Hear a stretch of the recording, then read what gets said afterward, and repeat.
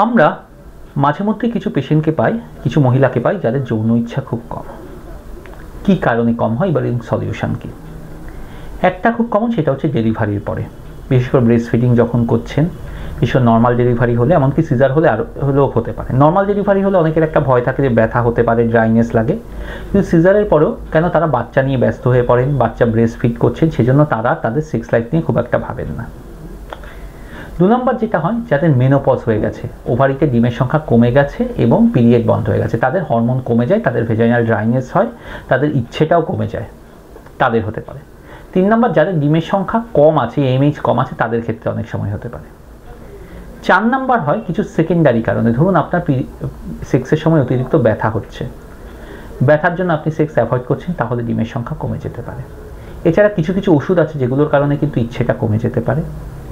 এছাড়া কোনো সাইকোলজিক্যাল কারণ, যেমন স্ট্রেসের কারণে, কোনো মানসিক চাপ থাকলে সেটার কারণে কমতে পারে।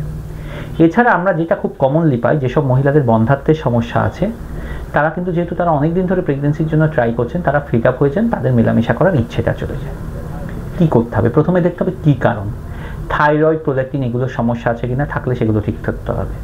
কোনো ওষুধের কারণে যদি হয়, তাহলে যেই ডাক্তারবাবু ওষুধ দিয়েছে সেই ডাক্তারবাবুর সাথে কথা বলে চেষ্টা করতে হবে ওষুধটা চেঞ্জ করার। ডায়াবেটিস থাকলে সেটা কন্ট্রোল করা। যদি মেনোপজের কারণে হয়ে থাকে, হরমোন থেরাপি নেওয়া যায়, সেটা ওরাল ট্যাবলেটও হয়, সেটা ভেজাইনাল হরমোন থেরাপিও হয়।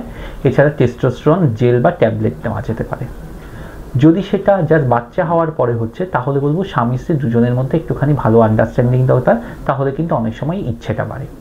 আর যদি অন্য কোনো সেকেন্ডারি কারণ, মানসিক রোগ, বা ধরুন আপনার ব্যথা করছে বলে সেক্সের সমস্যা হচ্ছে, তো সেই রোগগুলোকে আগে ট্রিটমেন্ট করতে হবে, তাহলে বেশিরভাগ ক্ষেত্রে কিন্তু সমস্যা কিন্তু ঠিক হয়ে যেতে পারে। অর্থাৎ এর জন্য ট্রিটমেন্ট আছে, কিছু এক্সারসাইজ আছে, কিছু কাউন্সেলিং আছে, কিছু পরীক্ষা নিরীক্ষা আছে, কিছু ওষুধ আছে, অবশ্যই সলিউশন আছে। এটার জন্য জাস্ট বাড়িতে বসে থাকবেন না, ডাক্তারের সাথে যোগাযোগ করুন।